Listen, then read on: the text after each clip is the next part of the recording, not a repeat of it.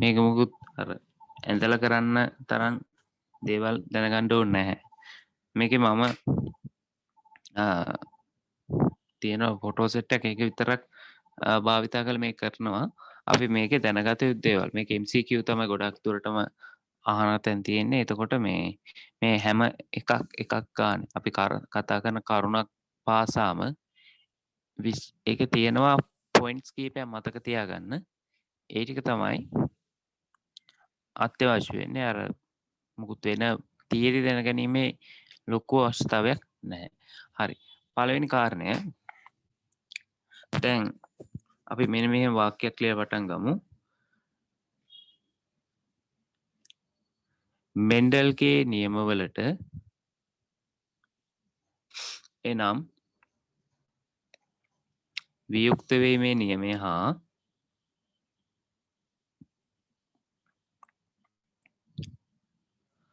ස්වාධීන සංරචනය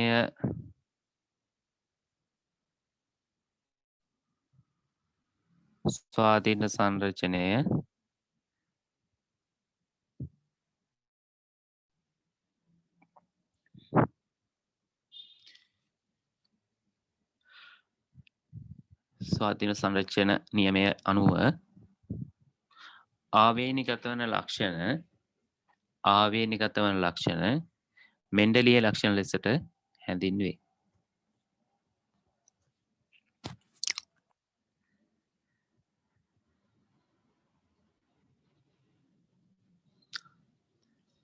හරි. එහෙමනම් මේ මෙන්ඩලීය ලක්ෂණ කියන්නේ මෙන්ඩල්ගේ පරීක්ෂණවල ප්‍රතිඵලයන්ට අනුකූල ඊට සමානුපාතික ප්‍රතිඵලයන් ලැබෙන ආකාරයට ආවේනිගත වන ආවේනික ලක්ෂණ. එහෙමනම් මේවයිත් අර 3:1 9:3 3:1 වගේ අනුපාත වලට සමපාත රූපානුදර්ශන ලැබීමට ඇති සම්භාවිතාවයක් තියෙනවා. එතකොට ඒ වගේ මෙන්ඩලී ආවේනියට අනුව ආවේනිගත වන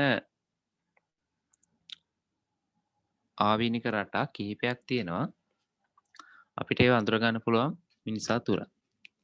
එතකොට මේ කිහිපයක් තියෙන ඒ කාණ්ඩෙන් අපිට එකින් එක බලමු.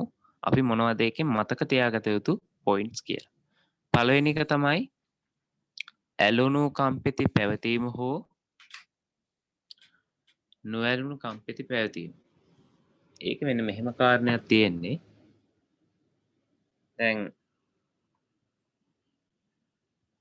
බලන්න මේක හරිම සරල කතාවක් තියෙන්නේ. දැන් මෙතන ඔබට පේනවා ඇති එල්ලෙන කම්පෙති සහ ඇලුණු කම්පෙති කියන සංසිද්ධිය. එතෙන්දී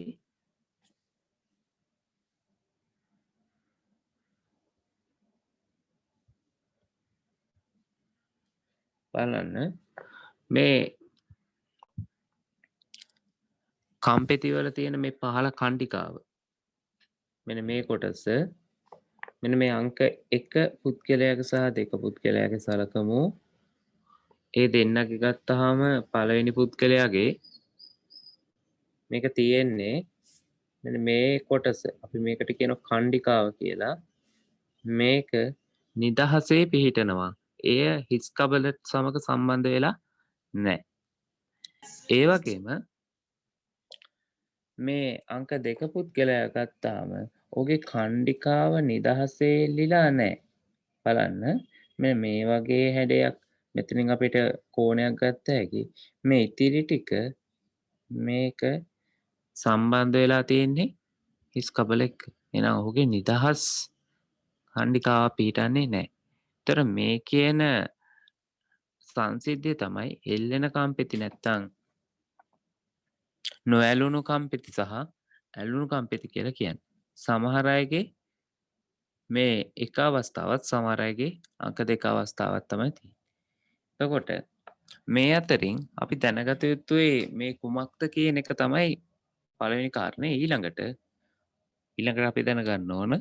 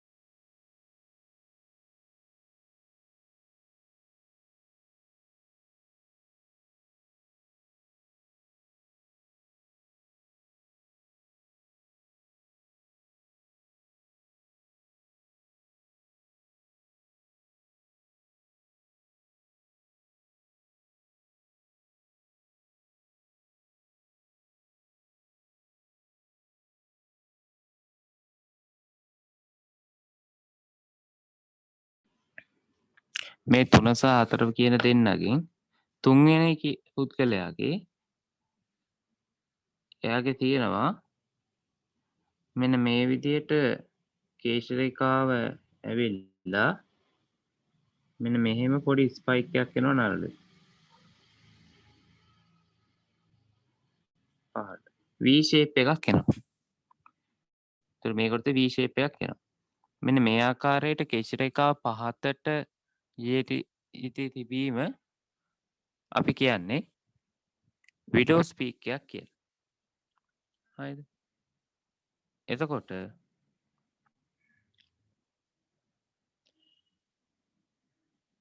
අපි ගන්නවා තව කෙනෙක් මම 4 වෙනි එක්කෙනා. එයාගේ ඒ විදිහට අර කේශ රේඛා පහතට යොමු වෙනා නැහැ. මේ විදිහට ලස්සනට කර්ව් එකක් එන්නේ. ඒතර ඔහු ඒ පුද්ගලයාගේ මේ අයගේ නැහැ. ඔය කියන widow's peak කියන තත්ත්වය. ඒතර මෙන්න මේ විදිහට අර V shape එකට නල කේශ රේඛා පහතට එන එක තමයි අපි කියන්නේ widow's peak කියලා. යමු.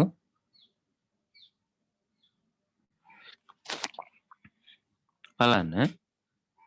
නළලේ කේශ රේඛාව පහතට යොමු තිබීම ඇතැම් පුද්ගලයන්ගේ නළලේ හිස්සක ස්ථාරම්භ වන කේශ රේඛාව නළලේ මැද එක් ස්ථානයකදී පහතට නෙරා ඇත. මෙය W ප්‍රමුඛ ඇලීලය මගින් පාලනය වන ලක්ෂණයකි. එනිසා මේ ලක්ෂණය රහිත පුද්ගලයන් සියල්ල සමයුක්මක නිලීන විය යුතුය. හරිද? එතකොට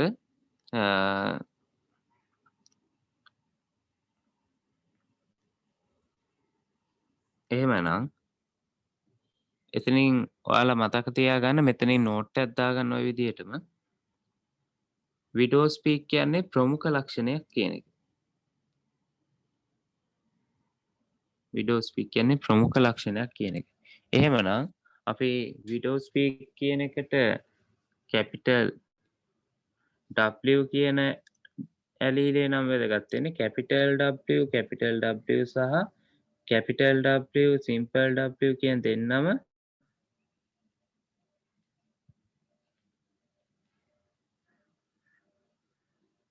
widow's peak දෙනවා. ඒ වගේම simple W එයා widow's peak දෙන්නේ නැහැ. හරිද? එතකොට මේ ඔය කාර්යය මතක තියාගන්න ඕන. ඊට පස්සේ මේ මම ගත්ත රූප සටහනේ තියෙන්නේ නරේ කේශ රේඛාව නිලීන ලක්ෂණයක් කියලා මේ මම පොතකින් ගත්තේ. ඒ හින්දා මේ අර පොත්වල තියෙන සමහර ඒවා එහෙම විශ්වාස කරන්න බෑ. ඒකයි මම බයොලොජි වලට පොත් රෙකමන්ඩ් කරන්නේ නැත්තේ මේ එකක්වත්. දැන් පොත් දෙකක් ගත්තා පොත් දෙකේ දෙකක් තියෙනවා. හරිම ඩේන්ජරස් පොත් මේ හින්දා රිසෝස් බුක් එකයි ඒ ටිකම තමයි පාවිච්චි කරන්න ඕන. මේ කිංක විවිධාකාර දේවල් තියෙනවා. ඊළඟට තුන්වෙනි කාරණය කම්මුල් වල ගැසීම. කම්මුල් වල ගැසීම. ඒකෙදි බලන්න මේකේ තියෙන හැම කාරණයක්ම අවශ්‍ය නැහැ. ඔබ දැනගත යුතුයි කම්මුල් වල ගැසීම ප්‍රමුඛ ලක්ෂණයක්ද නිලීන ලක්ෂණයක්ද කියන එක දැනගන්න ඕන. ඊට පස්සේ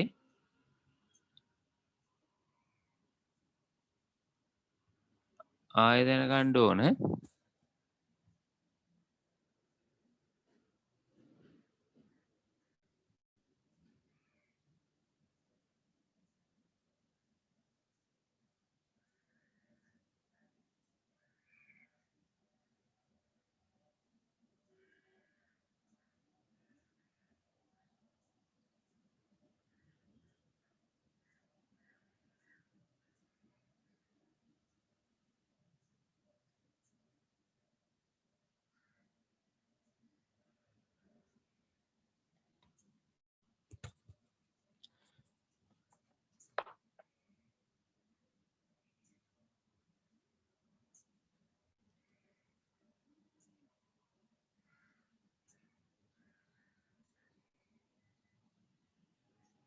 හරි. ඊට පස්සේ අපි ආයෙ දැනගන්න ඕන මේකෙන් දැනගත යුතු දේ කම්මුල් වැල ගැසීම කියන්නේ ප්‍රමුඛ ලක්ෂණයක්ද නිලීන ලක්ෂණයක්ද කියන කාරණේ. හරිද?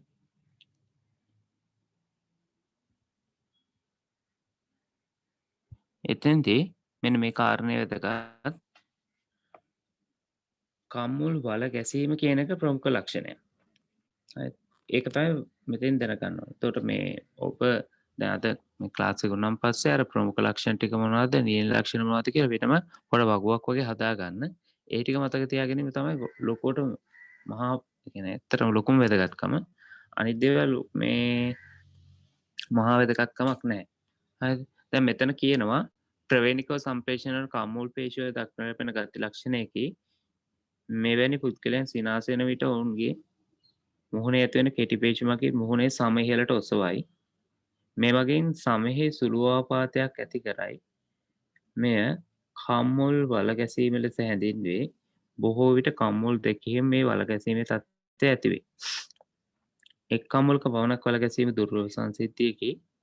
කම්මුල් වල ගැසීම ප්‍රමුඛ ලක්ෂණයක් වන අතර මෙන්ඩෙලි රටාවන්ට අනුව ආවිනිගත වේ. දැන් මුහුණේ අපි කියන එක්ස්ප්‍රෙෂන්ස් නැත්තං සිනාව ඊට පස්සේ එක එක අපේ තියෙනනේ ප්‍රකාශනය ඒ හැමදේම පාලනය කරන්න මුහුණ තියෙන පේශි කට්ලේ වගේ. ඒ පේශීන් අපි මුහුණේම එකන කෙටි පේශීන් තියෙන ඒවගේම වෙනත් අස්තු කොටක්ස්වට සම්බන්ධ වෙච් පේස් තියෙනවා. මේ සියල්ලක්ගේම ක්‍රියාවන් මගින් තමයි මුහුණේ තියෙන විවිධ කොටස් වෙන වෙනම චාලනය කිරීමට සහ වෙනස් කිරීමට හැකියාව ලැබිලා තියෙන්නේ. දැන් මේ තියෙන සමහර පේශිවල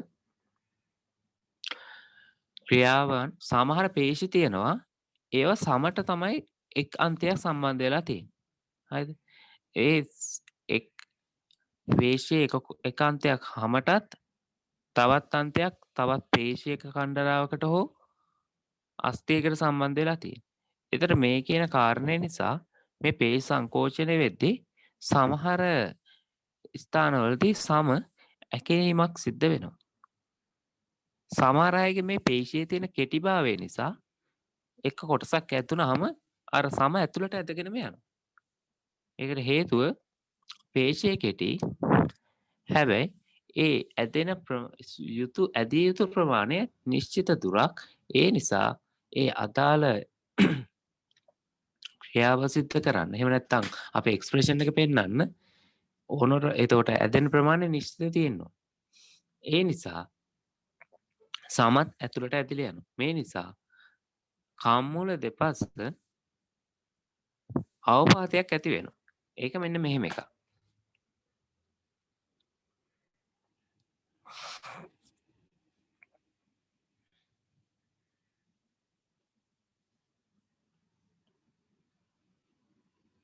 මෙන්න මේ වගේ එකක්. දැන් මේ කාන්තාව සිනාසෙද්දී ඇගේ අපි කියනවා මේකට ඔක්කියුලර් මසල්ස් කියලා මුඛය ආශ්‍රිතව තියෙන පේශි පද්ධතිය. එතකොට දැන් මේකේ තියෙන පේශි ඇදීමට ලක් වෙනවා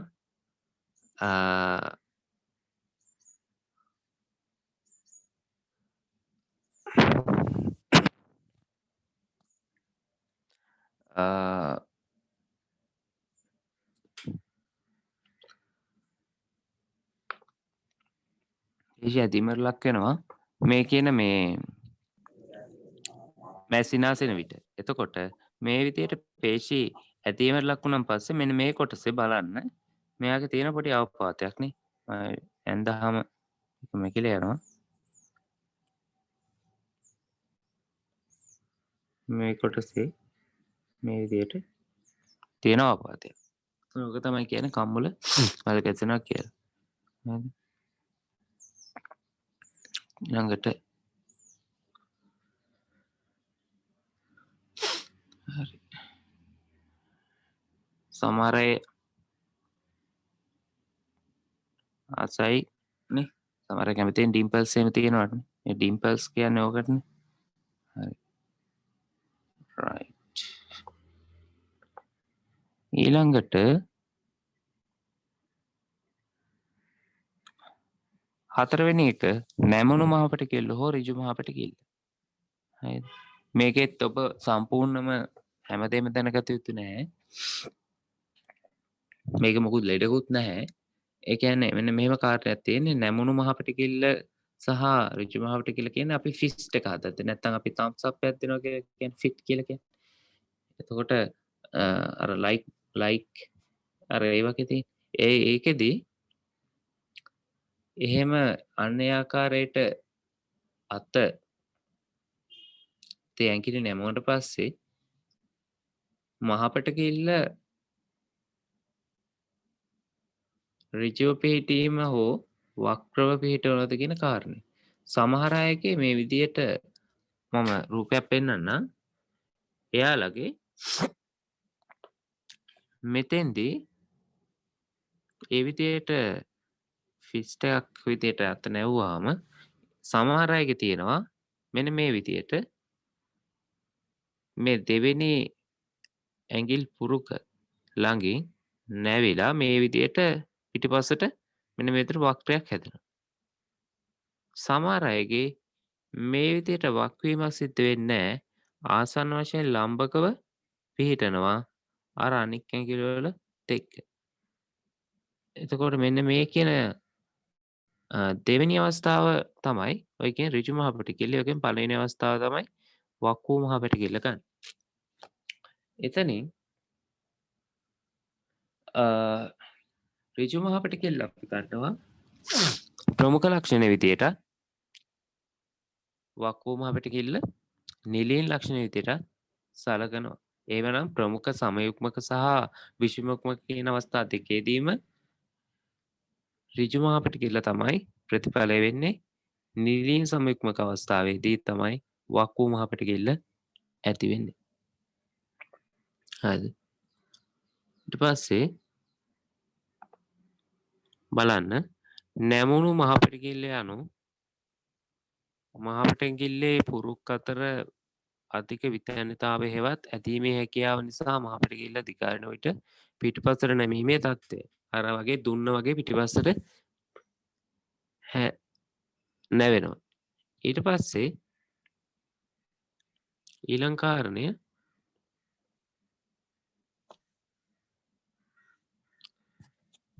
S ඇලීලේ ඇති විට ඍජු මහපට කෙල්ල ඇති කරන ප්‍රමුඛ රූපාන්දාශය ඇතිවේ.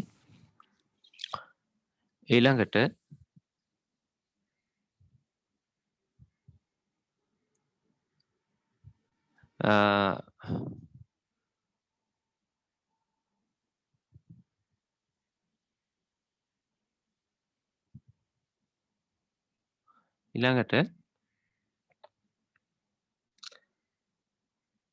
බලන්න ඉස්සැලීල ඇතිවට ඍජු මහපට කෙල්ල ඇති කරන ප්‍රමුඛ රූපාන්දාශය ඇතිවේ. ප්‍රමුඛ S ඇලීලේ නැති විට මහපට කෙල්ල නැමේ කියලා තියෙනවා. හරිද? ඊළඟට අන්තිම එක දිව රෝල් කිරීම හෝ දිව රෝල් නොවීම. මේකට හේතුව වෙන්නේ මේ දිවේ තියෙන පේශිවල ඒ පිහිටීම සහ ඒවායේ තියෙන සමහර වෙනස්කම්. එක සමස්තයක් විදිහට ගත්තාම සමහර අයගේ දිව මැදින් බටයක් වගේ නවන්න පුළුවන්. නවල එක නිකන් ටියුබ් බටයක් වගේ හදන්න පුළුවන්. සමහර අයගේ මේ හැකියාව නැහැ. එතකොට ඒකෙදි ඔය රෝල් කරනවා කියලා කියන්නේ අර පාර්ශ්වික කොන් ඇතුළට නවලා ඒ දෙක එකට සම්බන්ධ කරන්න වගේ පුළුවන්. එතකොට මේ විදිහට දිව රෝල් කිරීමේ හැකියාව අපි ගන්නවා ප්‍රමුඛ ලක්ෂණයක් විදිහට. මේක මෙන්න මෙහෙම වැඩක්. දැන් බලන්න කවුද මෙන්න මේ රූපේ කවුද ඉන්නේ? හැරි පොටර් ඉන්නවා. තාකොත් හර්මයිනි නේ. දෙන්න ඉන්නවනේ. දැන් පොටට පුළුවන් රෝල් කරන්න. දැන් එයාගේ තියෙනවා මේ විදිහට බටේ වගේ. එයා නව එකක් තියෙනවනේ. නමුත් හර්මනි පො ට්‍රයි එකක් දෙන නමුත් එයාට නවා ගන්න බෑනේ. හරි. එතකොට මෙන්න මේ විදිහට දේව රෝල් කිරීමේ හැකියාව සහ නැතිකම. කියන්නේ එන්නේ වගේ. කියන්නේ සමහර අයට ඒ විදිහට ටියුබ් එක වගේ නවන්න පුළුවන් මේ පාර්ශ්ව කොන් එකට සම්බන්ධ කර ආසන්න කරලා සමහර අයට ඒ හැකියාව නැහැ. එතකොට දිව රෝල් කිරීමේ හැකියාව ප්‍රමුඛ ලක්ෂණයක් විදිහට අපි සලකනවා. නිලීන ලක්ෂණය තමයි එම හැකියාව නොමැති වීම. හරි. right. දැන් බලන්න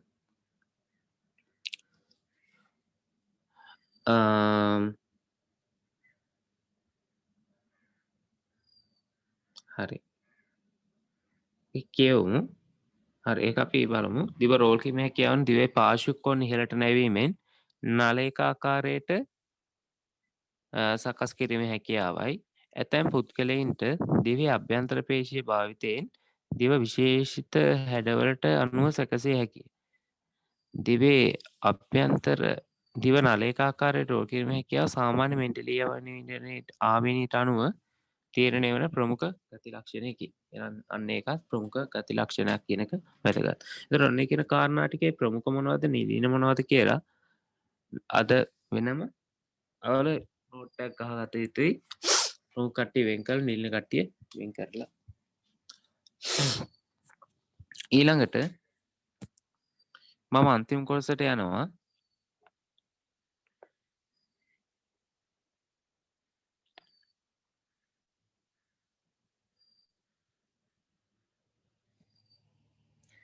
පෙළවල සටහන් විශ්ලේෂණය කිරීම. මේ කොටස සාමාන්‍යයෙන් ප්‍රවීණි පාඩමෙන් A-level කරන ප්‍රවීණී කොටස් වලින් අපිට කියන්නේ සාමාන්‍ය ડોක්ටර් කෙනෙක්ට වගේ වැදගත් වෙන්නේ මේක තමයි. ඒ කියන්නේ මෙන්න මෙහෙම එකක්.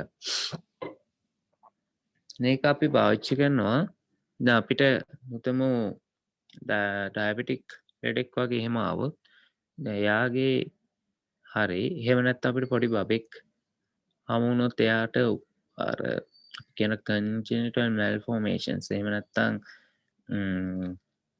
කියන්නේ ඒ කියන්නේ උපතේදීම එයාට යම් ලෙඩක් තියෙනවා හරි දැන් ඒ වගේ මොනවා හරි තියෙනවා එහෙම හරි සාමාන්‍යයෙන් අපි පොදුවේ හඳුනාගෙන තියෙන ආවේනික රෝගයක් යම් පුද්ගලයෙකුට තියෙනවනම් හරිද කියන අවස්ථාවලදී අපි කරන්නේ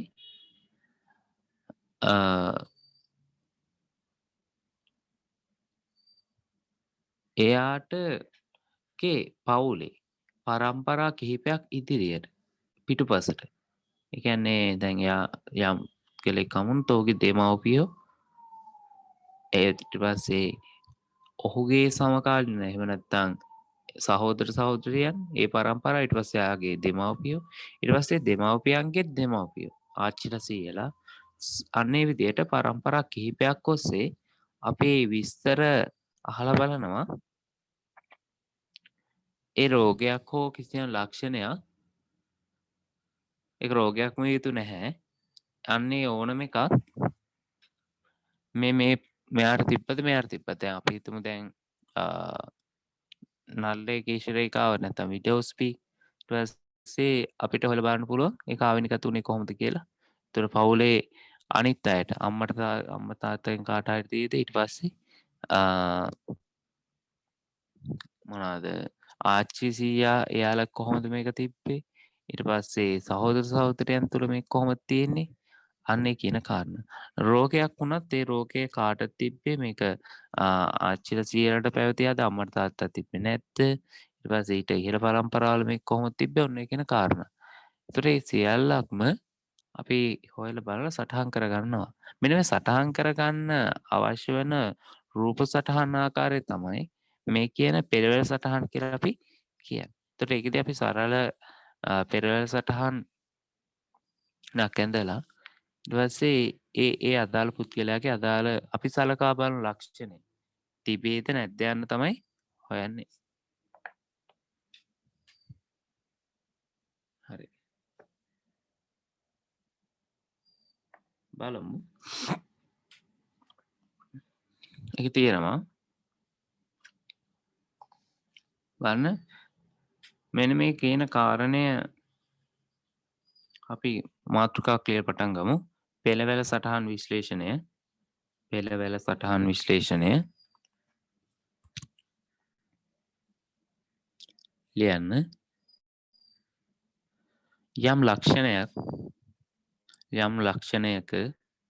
යම් ලක්ෂණයක ආවේනික රටාව අධ්‍යයනයට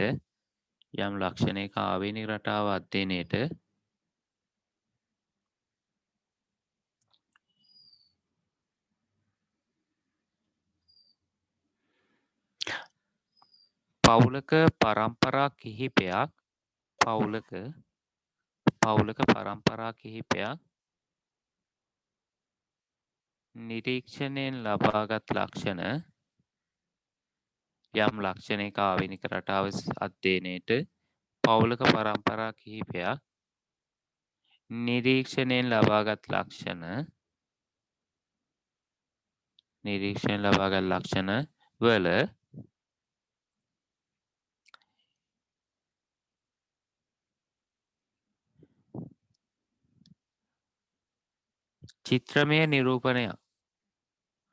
චිත්‍රමය නිරූපණයක් නැත්නම් අපි තව කියන රේඛ චිත්‍රමය කියලා කියනවා තමයි.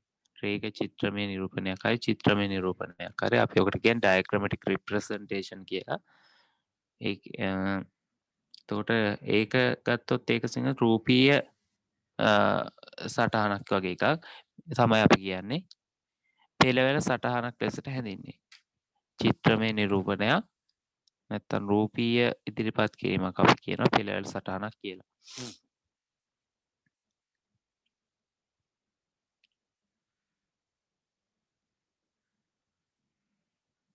ඊට පස්සේ ඊළඟ තරුවක් දාලා ලියන්න.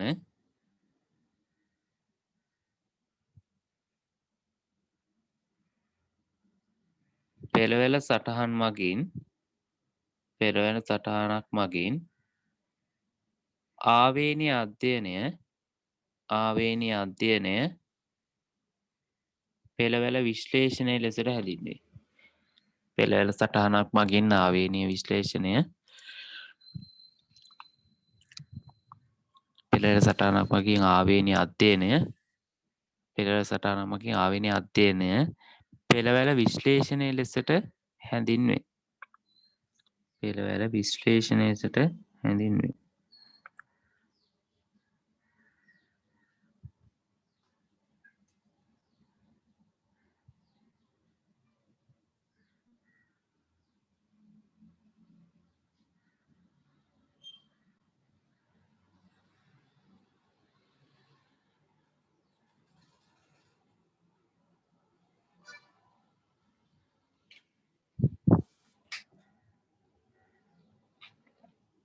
හරි. ඊළඟට මාතෘකාවක් ලියන්න පෙළවැල සටහන් විශ්ලේෂණයේ අවශ්‍යතාවය කියලා. මේක රිසෝස් බුක් එකේ විස්තරයක් නැහැ නමුත් මේක උගන්වන්න තියෙනවා.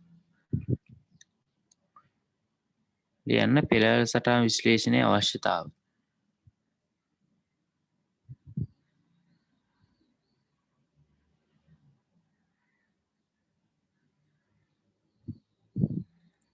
මම ඒකේ වාක්‍යයක් ලියලා පොඩ්ඩක් විස්තර කරලා දෙන්න. මොකද මම ඒකට වෙනම විස්තර කරන්න වෙලාවක් ගන්න අවශ්‍ය නැහැ. ඔයාලට වාක්‍යෙන්න ඒක තේරෙනවා. අපි ලියමු.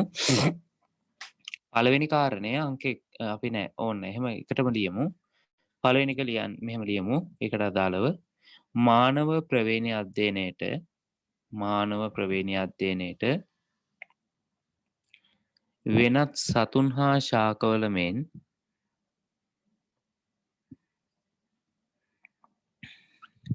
අවශ්‍ය පරිදි මොහුම් සිදු කළ නොහැකි නිසාත් අවශ්‍ය පරිදි මුහුම් කිරීම සිදු කළ නොහැකි නිසාත් දැන් මේවට එහෙම බෑ කියනකොට ඔයාලා උදාහරණ හිතා ගන්න. මම කියන්න ඕනේ නෑ. දැන් සත්තු අතර මුහුම් කරනකොට විවිධාකාරයේ මුහුම් කරනවානේ. එතකොට ඒ වගේ රහඹු ලෙස අරගෙන මුහුම් කරන්න ගිය සෑහෙන ප්‍රශ්න. ඒ හින්දා මේ කියන අර සාමාන්‍යයෙන් අපි ශාකහා සතුන්ගේ ආවිනික රට අධ්‍යයනයට පාවිච්චි කරන ඒ ආකාරය අර දැන් කහකනම් ස්වපරාගනය හා පරපරාගනය. ඒ වගේ දේවල් මිනිසාට කරන්න ගියොත් ඒක අපි කියන අන්එතිකල්. කියන්නේ ඒකේ සදාචාරාත්මක කියන කොටස නැති වෙනවා. සහ ඒකට තියෙන ඇක්සෙප්ට් කරන්නේ නැහැ මිනිස්සු. එහෙම කරන්නේ නැහැ නේ ඇත්තටම. ඒ කියන්නේ අපි කියන එකට අවසරයක් ලබා දෙන්නේ එහෙම නැහැ. අර මෙහෙම කරන්න ඕන කියලා. ඒ නිසා ඊළඟට බලන්න ඒකෙදි කිව්වා මොහොම් කිරීම සිදු කළ නොහැකි නිසාත් ඊළඟට මිනිසාගේ දිගු ජීවිත කාලය නිසාත් මිනිසාගේ දිගු ජීවිත කාලය නිසාත් ප්‍රජනනයේදී ජනිතයන් කිහිපයක් ඇති කරන නිසාත් ප්‍රජනනයේදී ජනිතයන් කිහිපයක් ඇති කරන නිසාත්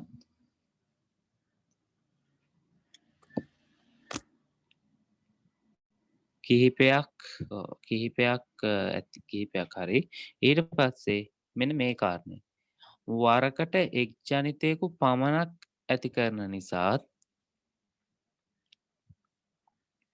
වරකට එක් ජනිතයකු පමණක් ඇති කරන නිසාත් මානව ආවේනික ලක්ෂණ මොහොම් කිරීම මගින් අධ්‍යයනය අපහසු ක්‍රියාවලියක් වේ. මොහොම් කිරීම මගින් අධ්‍යයනය අපහසු ක්‍රියාවක් වේ. මේ නිසා මානව ආවේනික ලක්ෂණ අධ්‍යයනයට පෙළවැල විශ්ලේෂණය භාවිතා කරයි. මේ නිසා මානව ආවේනික ලක්ෂණ අධ්‍යයනයට පෙළවැල විශ්ලේෂණය භාවිතා කරයි. දැන් මෙතන මම තව පොඩි විස්තරයක් කරන්නම්.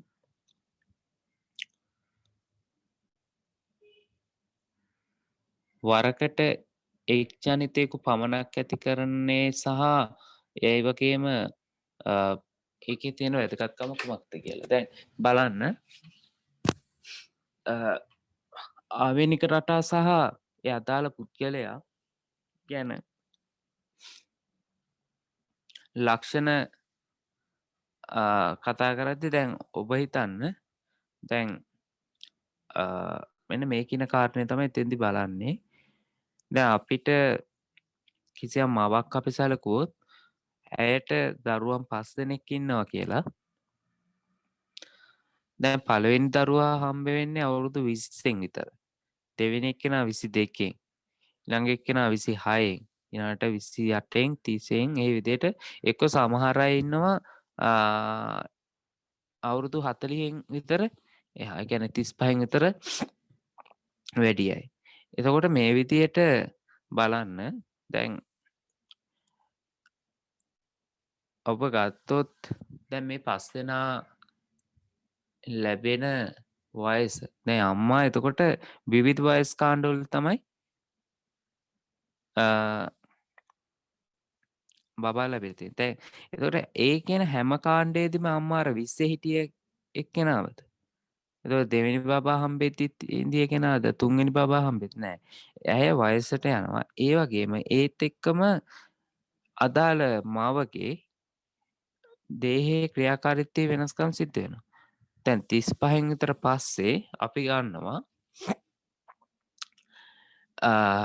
ඔය අපි පස්සේ කතා කරන සහ ලක්ෂණ එහෙම විශේෂයෙන්ම ඩවුන් සහ ලක්ෂණය. ඔය ඩවුන්ස් බබාලා හැදෙන්න එහෙම ලොකු හැකියාවක් තියෙනවා.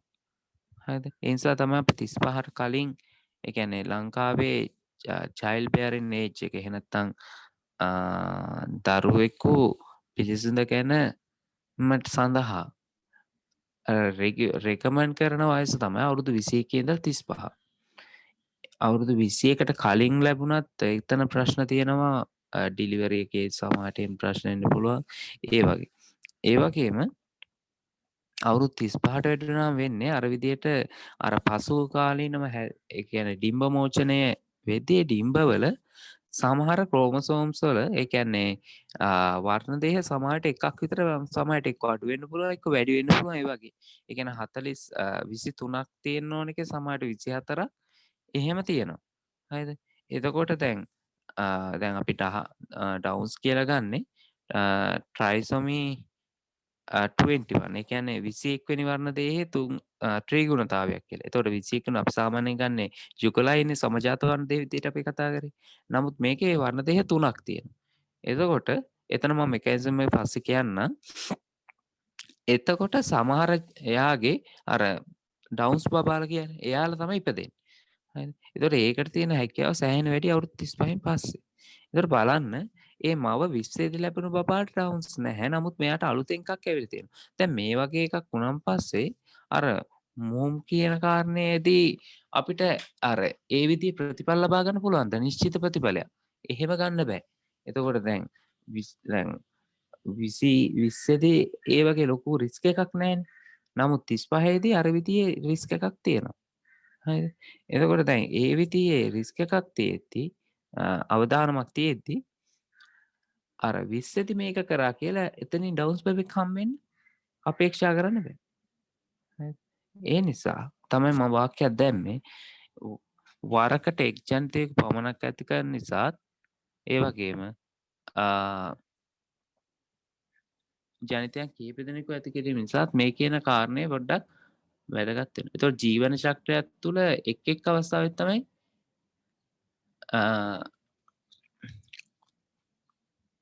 නිපදවීම සිද්ධ කරන්න නැත්තම් ජනිතයන් ඇති කරන්න. මේ කාරණා නිසා අපිට අර දැන් මේ බෝංචි වගේ දැන් විශාල එකපාරට ළමයි 300ක් හම්බෙන්නේ නැහැ. එතකොට අර ඒකත් නිසා ලොකු අර අපි කිව්වා අඩු ගාණක් හම්බෙනවනේ කේර එකත් වැඩි කියලා. ඔය කියන සමස්ත කාරණා එහෙම ගත්තාම මොහොම් කියන කතාන්දරේ මේ කියන අපි මිනිසාට කරන්න ඒක ප්‍රායෝගික නැහැ. හරි. ඊළඟට පෙරහැර විශ්ලේෂණයේදී අපි මොනවද පාවිච්චි කරන සංකේත? හරිද? දැන් ඒකත් මම මේකෙන්ම අරගෙන මාක් කරන්නම්. අපි කිසියම් ලක්ෂණයක් දැන් හොයනවා. එතකොට සලකනු ලබන ලක්ෂණය ඇත්ත නැත්ත කියන මත සහ ජෙන්ඩර් එක නැත්තම් ස්ත්‍රී පුරුෂ භාවය මත අපි සංකේත ලබා දෙනවා. පළවෙනියටම අපි බලමු පුරුෂයා කොහොමද සඳහන් කරන්නේ? පුරුෂයා අදාළ අපි සලකා බලනු ලබන ලක්ෂණය නැත්නම් අපි හොයන්නේ අදාළ පුද්ගලයාගේ විඩෝ ස්පීක් එක තියෙනවනම් අනේ විඩෝ ස්පීක් නැති කෙනෙක් පුරුෂයෙක් අපි නිදහස් කොටුවකින් හිස් කොටුවකින් يعني මේ විදිහකින් මාක් කරනවා. හරිද? ඊට පස්සේ ඒ පුද්ගලයා බලපෑමට ලක් වෙලා තියෙනම් ඔහුගේ මේ කොටුව පාට කරනවා. ඊළඟට ස්ත්‍රියක් අපි රවුමකින් මාක් කරනවා. ඒ ස්ත්‍රිය අදාළ අපි සලකා බලනු ලබන අපි හොයන කැරක්ටරිස්ටික් එක නැත්තම් ඇය රවුමකින් මාක් කරනවා. නිදහස් රවුමකින්. ඇය බලපෑමට ලක් වෙලා තියෙනම් අපි ඒක මාක් පාට කරනවා. අන්න ඒ විදිහට. ඊළඟට විවාහය කාන්තාවක් සහ පුරුෂයෙක් විවාහ වීම අපි මෙන්න මේකෙන් රේඛාවකින් සම්බන්ධ කරනවා ඒ දෙන්න. අපි මේ රේඛාවට කියනවා මොකක් කියලාද? විවාහ රේඛාව.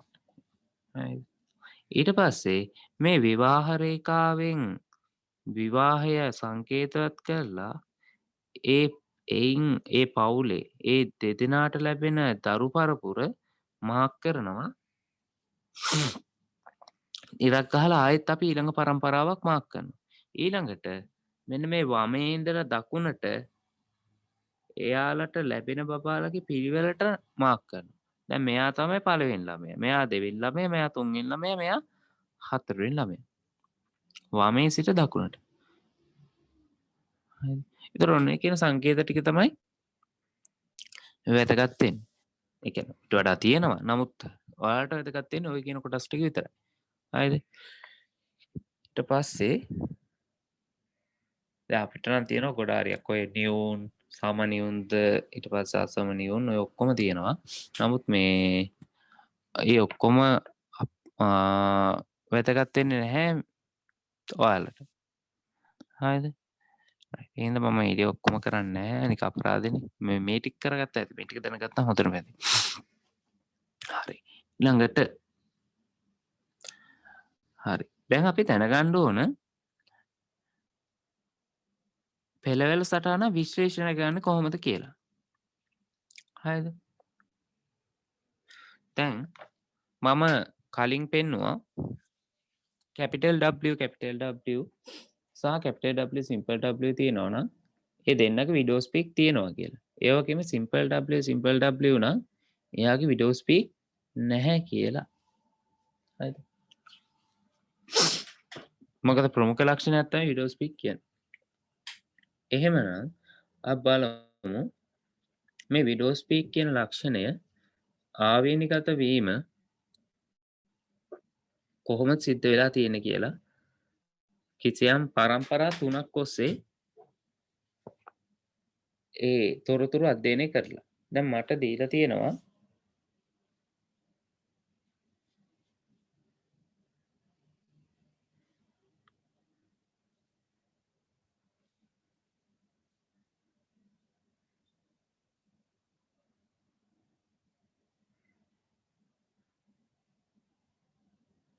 හරි. මෙන්න මෙහෙම එකක්. මෙන්න මේ පෙළවැල් සටහනක් දීලා තියෙනවා. ඒකේ තනින් තන අදාළ ලක්ෂණ තියෙන අයත් මාක් කරලා තියෙනවා. එතකොට මේකෙදි පරම්පරා 3ක අය ඉන්නවා. එතකොට මට මාක් කරගන්න පුළුවන් මට දන්න තොරතුරු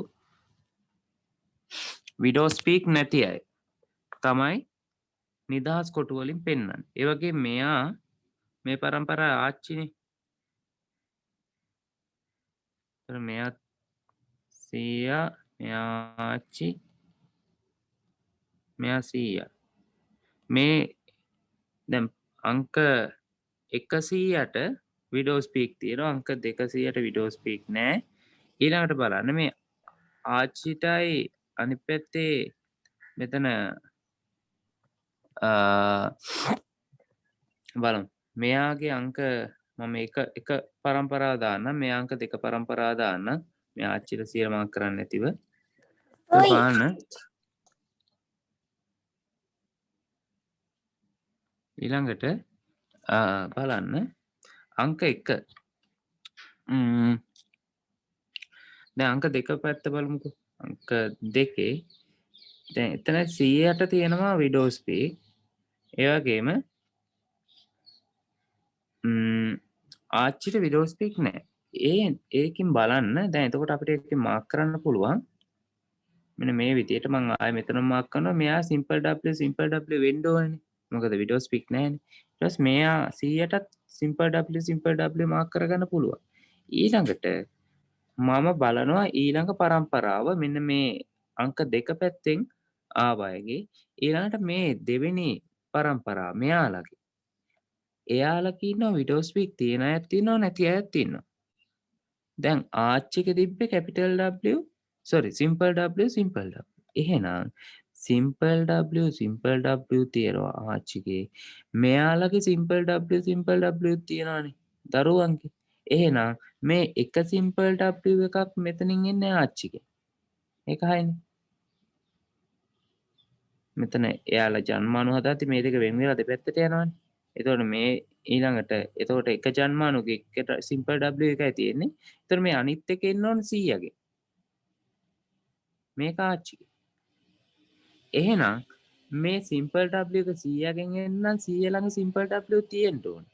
එහෙනම් 100 ඒ අතරම විඩෝ ස්පීක් තියෙනවා. එහෙනම් එයාගේ කැපිටල් W එකක් තියෙන්න ඕනේ විඩෝ ස්පීක් පෙන්වන්න. ප්‍රමුඛ ලක්ෂණයනේ. එහෙනම් මෙයා මොකද වෙන්නේ? සිම්පල් W එකකුත් තියෙන්න ඕනේ කැපිටල් W එකකුත් තියෙන්න ඕනේ. එහෙනම් කැපිටල් W සිම්පල් W අවස්ථාවෙන් තමයි මෙයා විඩෝ ස්පීක් පෙන්වන්නේ. එතකොට මේ කැපිටල් W සිම්පල් W සංකලනේ මේක බලන්න. එතකොට දරුවන්ගේ මොකද වෙන්න ඕනේ? දරුවන්ගේ කිසි විටකත් තියෙන විදියක් නෑ. Capital W capital W. මොකද සීයා ළඟ නැත්තම් මේ දෙවෙනි පරම්පරාවට අදාළව නම් එයාගේ තාත්තනේ. එයාගෙන් ලැබෙන්නේ කැපිටල් W. නමුත් සෑම විටම ආච්චිගෙන් නැත්තම් මේ අයගේ අම්මාවගෙන් ලැබෙන්නේ සිම්පල් W එකක් විතරයි. එහෙනම් අදාළ ලක්ෂණේ පෙන්වන සියල්ලක්ගේම තියෙන්න ඕන විෂම යුග්මක අවස්ථාවක්. එහෙනම් මෙයාගේ කැපිටල් W සිම්පල් W, මෙයාගේ කැපිටල් W සිම්පල් W. ඒක හරිනේ. එතකොට මේ පැත්ත ඉවරයි. ඊළඟට මේ අනික් පැත්ත බැලුවාම අනික් පැත්තේ දැන් අර තීරීම ගන්න පුළුවන්. සීයා සිම්පල් W සිම්පල් W අනිවාර්යෙන් අපිට සලකන්න පුළුවන්. මොකද එයාගේ විඩෝ ස්පීක් නැහැ. ආච්චිගේ තියෙනවා.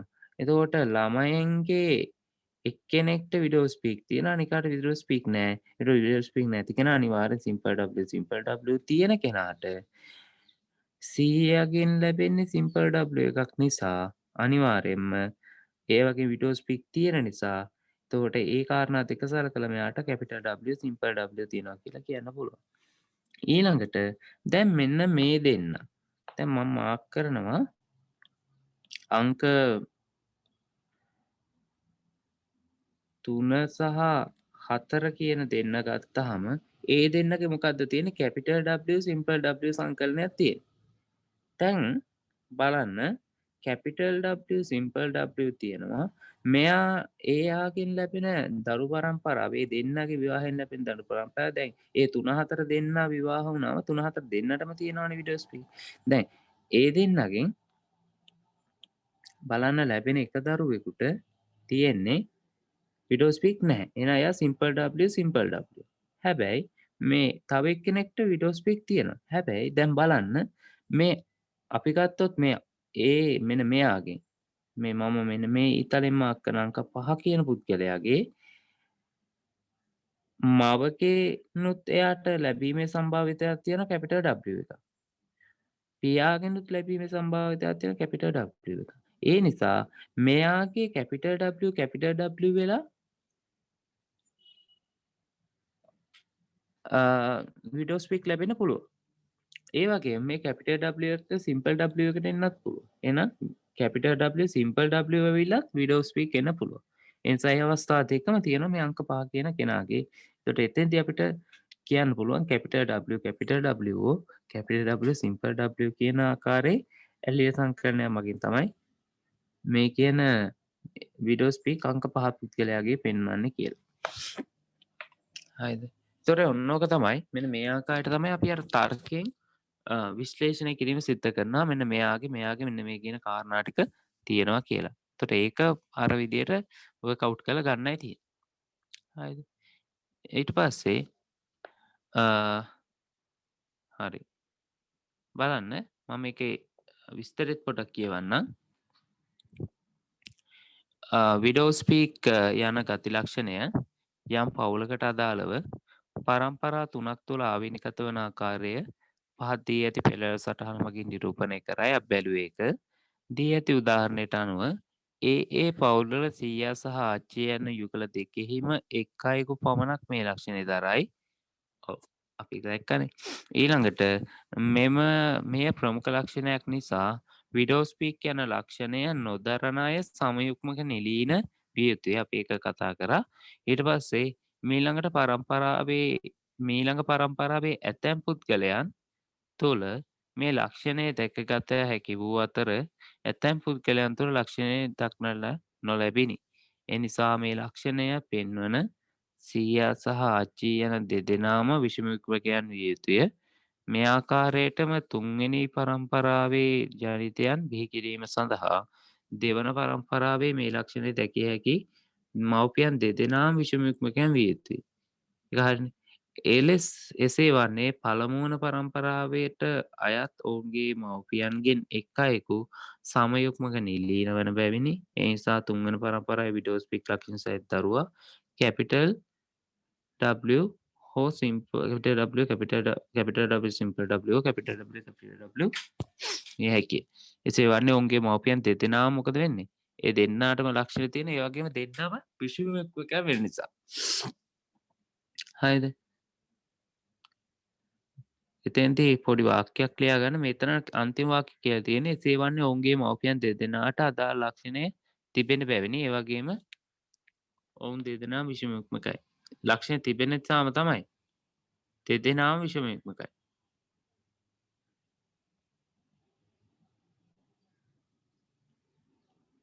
දෙදෙනාම විෂමයුක්මකයි. හරි. ඔය කියන කාරණා ටික තමයි තියෙන්නේ. හරිද? හරි. එතකොට මේ